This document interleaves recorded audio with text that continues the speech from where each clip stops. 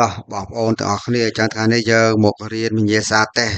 ឆមេះទី1ទៀតលើមុខវិជ្ជាភាសាខ្មែរថ្នាក់ទី4ដដែលគឺតកតងមួយនឹងមុខវិជ្ជាសរសេរតាមអានបងប្អូនណាភាសាខ្មែរគឺផ្នែកសរសេរតាមអានពីទៅមុនគឺយើងបានធ្វើពាក្យត្រាកំណែនិងសំនួងពីភាសាខ្មែរថ្នាក់ទី4ដែរគឺតកតងមួយនឹងអំណានចឹងថ្ងៃនេះគឺយើងមកចូលដល់ភាសាខ្មែរថ្នាក់ទី4ឆមេះទី1ដដែលគឺតកតងមួយសរសេរតាមអានហើយក្រៅនេះគឺបងប្អូនសិស្សានុសិស្សទាំងអស់គ្នាប្រកាសតែចេះបំពេញហើយណាថាតើបំពេញអ្វីខ្លះអានេះដឹងទាំងអស់គ្នាហើយបាទតោះចឹងយើងមកមើលអត្ថបទសរសេរតាមអានគេទាំងអស់គ្នាតាមពិតអត្ថបទសរសេរតាមអាននេះគឺអត់មានអត្ថបទទេតែនេះគឺខ្ញុំលើកយកអត្ថបទមកដាក់ឲ្យបងប្អូនរៀនតែម្ដងបាទណាតាមពិតអានេះគឺគេចុចទាំងអស់ឲ្យយើងរៀនសរសេរបាទគេហៅលោកគ្រូហៅឲ្យយើងសរសេរតែខ្ញុំសូមលើកយកអត្ថបទទាំងស្រុងមកតែម្ដងថាតើគេសរសេរពីអត្ថបទអ្វីចា៎នេះគឺជាអត្ថបទអីគេសរសេរគឺដំណាំស្រូវបាទណាដំណាំស្រូវដំណាំសំខាន់បំផុតនៅប្រទេសកម្ពុជាគឺស្រូវគេដាំស្រូវបាទថាដំណាំសំខាន់បំផុតនៅប្រទេសកម្ពុជាគឺដំណាំស្រូវគេដាំស្រូវស្ទើរគ្រប់ទីកន្លែងទាំងអស់គេធ្វើស្រែ2ដងក្នុងមួយឆ្នាំគឺស្រែវស្សានិងស្រែប្រាំងគេចាប់ដើមធ្វើស្រែប្រាំងនៅពេលទឹកស្រកបាទអញ្ចឹងខ្ញុំអានមួយដែរបងប្អូនអានស្ដាប់ទាំងអស់គ្នាតែបងប្អូនអរគ្នាណាបាទម្ដងទៀតគឺថាដំណាំសំខាន់បំផុតនៅប្រទេសកម្ពុជាគឺស្រូវបាទរៀនសរសេរគឺស្រូវគេដាំស្រូវស្ទើរគ្រប់ទីកន្លែងទាំងអស់គេធ្វើស្រែ2ដងក្នុងមួយឆ្នាំគឺស្រែវស្សានិងស្រែប្រាំងគេចាប់ផ្ដើមធ្វើស្រែប្រាំងនៅពេលទឹកស្រកបាទចូលដល់មួយទៀតបច្ចុប្បន្នវិស័យកសិកម្មកាន់តែអភិវឌ្ឍប្រជាកសិករច្រើនធ្វើស្រូវប្រពលវប្បកម្មនិងស្ទូងស្រូវមួយដើមតាមការណែនាំរបស់ក្រសួងកសិកម្មដើម្បីសន្សំសំចៃពូជនិងទទួលបានផលច្រើនបច្ចុប្បន្នកសិករមួយចំនួនបានប្រើប្រាស់គ្រឿងម៉ាស៊ីនជំនួសកម្លាំងគោក្របីធ្វើឲ្យពួកគាត់ទទួលបានផលច្រើននិងមានជីវភាពធូរធារជាលំដាប់ចឹងនេះគឺជាអត្ថបទសរសេរតាមអានដូចខ្ញុំបានបញ្ជាក់ចឹងគឺឡើយនេះគឺគេចុចទាំងអស់ឲ្យយើងសរសេរតែនេះគឺជាអត្ថបទដែលគេលើកយកមកឲ្យយើងសរសេរចឹងយើងមកមើលសំណួររបស់គេទាំងអស់គ្នាបាទសំណួរនៅលើអត្ថបទសរសេរតាមអានរបស់យើងណាបាទទីមួយក៏ឲ្យយើងបញ្ចូលពាក្យបាទចូលបញ្ចូលពាក្យឬក៏បញ្ចូលន័យពាក្យខាងក្រោមឲ្យបានត្រឹមត្រូវបាទពាក្យទីមួយគឺពាក្យព្យួរចឹងបងប្អូនសិស្សានុសិស្សរៀនធ្វើទៅព្យួរថ្នាក់ពាក្យជាអីមិនដែរណាបាទទី2គឺសន្សំបាទថ្នាក់ពាក្យជាអីដែលនេះហើយយើងដាក់ន័យមកខាងនេះណាចូលដល់លេខ2ចូលរកសរទិសស័ព្ទនិងពាក្យរស់និងពន្យល់ន័យនៃពាក្យនីមួយៗព្រមទាំងលើកឧទាហរណ៍មកបញ្ជាក់ផងបាទឲ្យយើងរកសរទិសស័ព្ទនិងពាក្យរស់បាទពាក្យសរទិសស័ព្ទនេះបានន័យថាគឺស័ព្ទដែលមានសូរដូចគ្នាបងប្អូនសិស្សានុសិស្សចាំទុកណាពាក្យដែលមានសូរដូចគ្នាពាក្យរស់មានរស់អីខ្លះអញ្ចឹងរស់មានរោនេះមួយរួមទៀតរស់សរសេររស់អ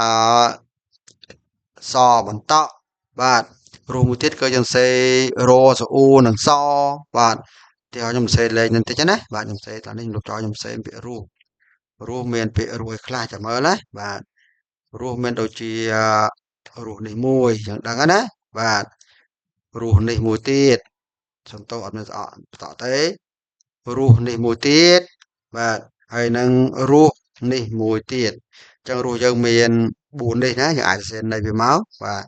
ចូលដល់លេខ4ចូលរកបដិស័ព្ទនិងពាក្យរដូវប្រាំងដោយគូសសញ្ញាគ្រីសក្នុងប្រអប់ខាងមុខចម្លើយត្រឹមត្រូវតែមួយគត់រកពាក្យបដិស័ព្ទនេះគឺសំដៅទៅលើន័យផ្ទុយរកន័យផ្ទុយរបស់ពាក្យរដូវប្រាំងបាទរដូវប្រាំងគូសសញ្ញាគ្រីសនៅក្នុងប្រអប់ចម្លើយត្រឹមត្រូវអញ្ចឹងយើងមើលចម្លើយមានរដូវរផើរដូវវស្សារដូវក្តៅរដូវភ្លៀងអញ្ចឹងរដូវប្រាំងតាមខ្ញុំគូសគ្រីសគឺខ្ញុំយកចម្លើយខណាពាក្យផ្ទុយនៅរដូវប្រាំងគឺរដូវវស្សាហើយបាទចូលដល់លេខ5ចូលកូនអានអត្ថបទរួចស្រង់នាមសាធា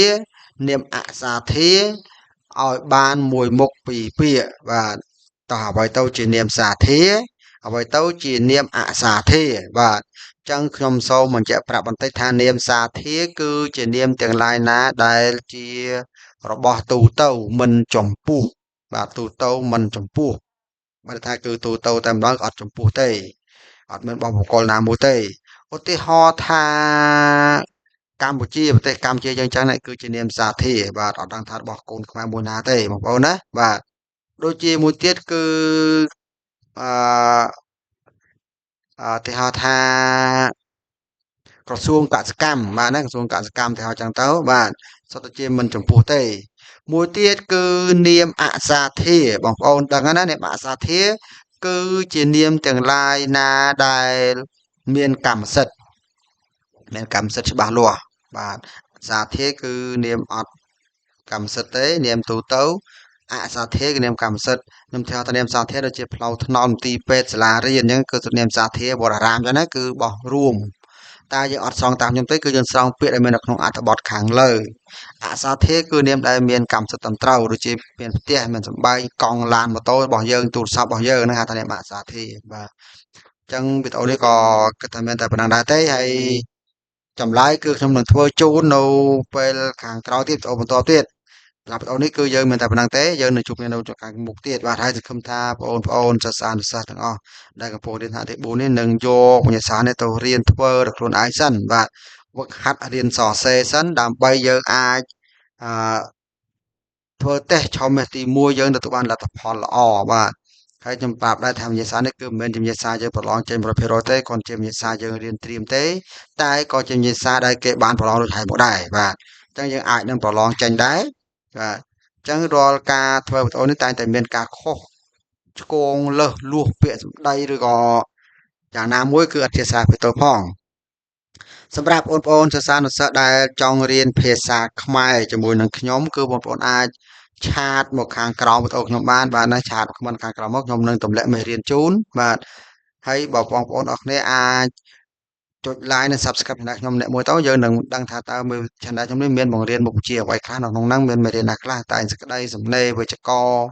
ញាសាទូទៅបាទអាចយកទៅសិក្សាទៅនៅផ្ទះខ្លួនឯងបានតាមរយៈការរៀនតាមរយៈ YouTube នេះបាទហើយបើមានចំណាប់អារម្មណ៍ឬក៏មានបញ្ហាអីឬក៏មានការខុសឆ្គងអីឬក៏មានមតិយោបល់អីអាចសរសេរក្នុងខ្ទង់ comment ចម្លើយខាងក្រោមបានបាទខ្ញុំនឹងរងចាំអាន comment ខាងក្រោមហើយនឹងឆ្លើយតបវិញភ្លាមបាទហើយបើមានសំណុំពរខ្ញុំធ្វើវិញ្ញាសាអ្វីទៀតអាចឆាតសួរបានដែរខ្ញុំនឹងធ្វើវិញ្ញាសាបូកយាត្រាកំណែជូនបងប្អូនទាំងអស់គ្នាដូចបងប្អូនសិស្សានុសិស្សផងដែរបាទចឹងអរគុណច្រើនសម្រាប់ការតាមដានវីដេអូនេះតាំងពីដើមដល់ចប់ជួបគ្នានៅវីដេអូក្រោយៗទៀត